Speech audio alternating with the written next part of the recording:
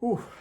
All right, welcome back to the shop, everyone. Eric here from Exhale, and today we're going to be talking about the number one most important thing that's in your dive bag, and that is going to be your mask.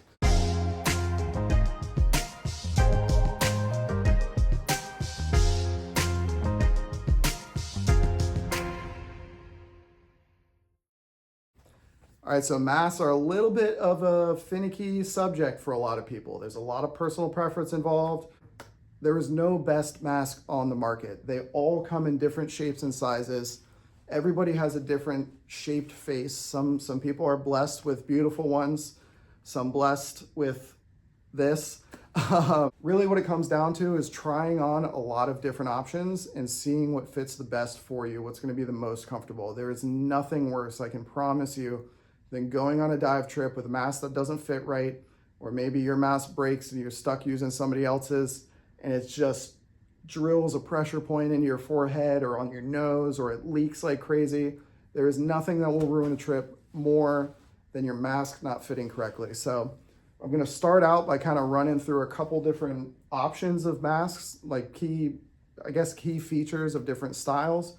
And then I'll kind of show you our process of how we go about trying to figure out which one fits the best. Starting right off the bat, there's gonna be two main lens options for masks. There's gonna be a 2-pane style lens like this guy, where you have one piece of glass for each eyeball. Frameless masks have also gotten real popular. They're not new, they've been around forever, but that's gonna be where you have one continuous pane of glass with no separation in the middle.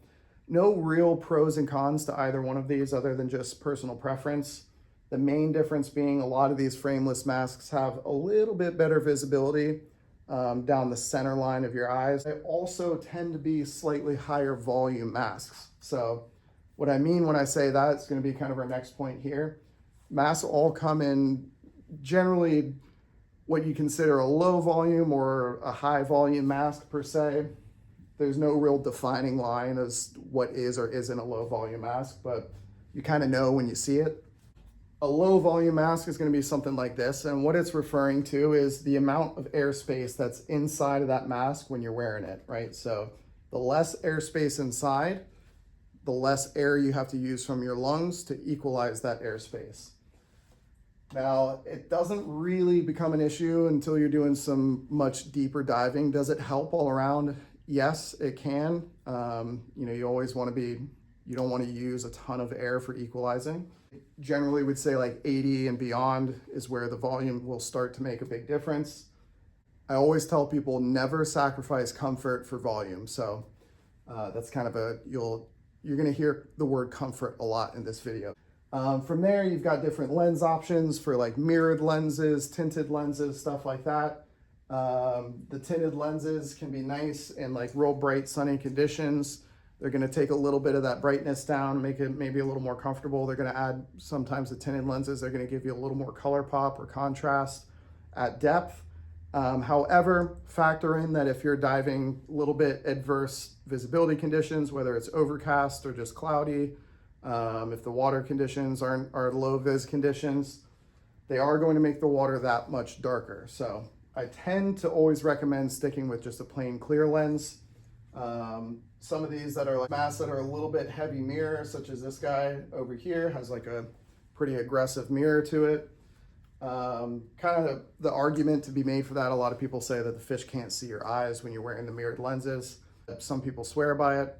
The downside for us is more of a safety issue. If you're following proper free dive safety protocol, which you definitely should be, as that person is coming up from a dive, and if you're a safety watching them, obviously you're going to be there at the surface when they get to the surface. But having eye contact is actually a pretty key part of free dive safety.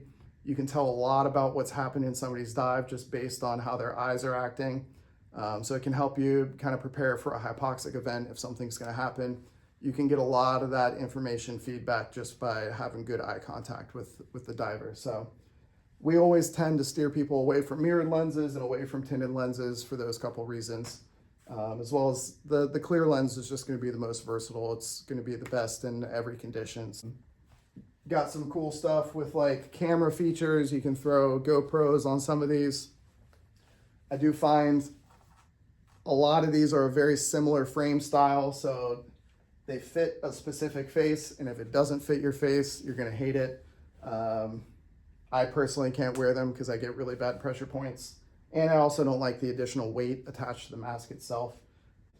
That's kind of the quick and dirty on different styles of masks, and I'll go ahead and show you how to kind of test what's gonna fit you well. So the first thing I generally have people do, just pick a random mask off the shelf. Sometimes I'll kind of steer them a certain direction if I think a mask might fit them better.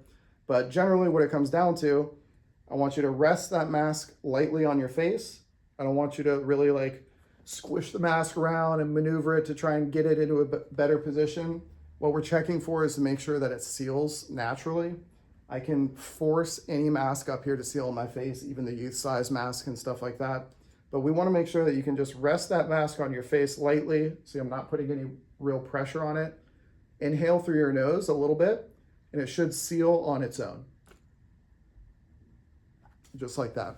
So without having to manipulate the mask too much, it should be able to just seal pretty easily to your face. Good example, I'll take this guy.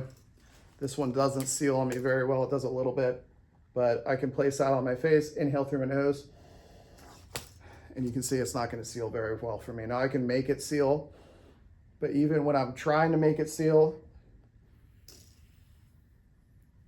I'm still getting a lot of airflow through the bottom. A little bit of it's due to mustache and facial hair, which is a whole nother battle that we won't get into too much. But yeah, checking to make sure that that seal is nice and natural. All right, so once we know that the mask seals naturally for us, the next thing we're checking for is any major pressure points. So same thing, we're gonna rest that mask on our face. We're gonna hold it in place, and we're gonna kind of push around on the frame and seeing if we have any major hard boned frame contact points. So any of those major pressure points for me, Neanderthal style brow that I got going on here will make contact on the top part of the frame of a lot of masks. This one, it doesn't for me. So I know that I'm not getting any crazy pressure points. And you can see, I don't know how well you'll see it on camera, but there's a lot of room for that mask to push in before it hits my face. So this has been a great mask for me. And that's kind of our two main checks. From there, you may find that you have a couple of masks to pick from that seal well and fit well as far as pressure points go. And from there, you're just gonna wanna kind of throw them on back to back and just see which one's the most comfortable overall. This can be a little bit of a tough thing to determine. So it's more of just a quick check. Like if you throw this one on and it's like, wow, okay, that fits all right. And you throw this one on, you're like, oh man, that just really fits around my face. Get a lot of good seal surface and just feels a little more comfortable. Maybe fits like the natural outline of your face a little bit better. It's kind of a go, no go style gauge. As well as you can do that back and forth testing. If you have a kind of a wall with some structure to it to compare how much peripheral vision you have, you can throw those on back to back, see which one has a little bit better visibility. Those are all kind of little factors once you determine that the mask just fits you well. Unfortunately, the only true way to know if the mask is gonna work for you well out in the wild is to do just that. Get out there, get in the water with it, and see how it feels in the water. Here at Exhale, we do let people take masks and try them on in the pool. It's a great way to do it. Then you can still return it. We'll swap it out for something else. You could go take that, try it, go through a couple different masks, however many times it takes. And it's a good way to just dive to the bottom of the pool, get a little bit of water pressure on it and see how that thing feels in the water. But yeah, getting out in the real world and seeing how that thing performs is kind of the only way to truly know what's gonna be the best fit for you. So hopefully you guys can take all those little things, go try on a bunch of masks and find the right mask for you, and get out there and go have some good dives with it without battling the age-old mask issues. Thank you guys for watching this one, and we'll see you in the next video. Later.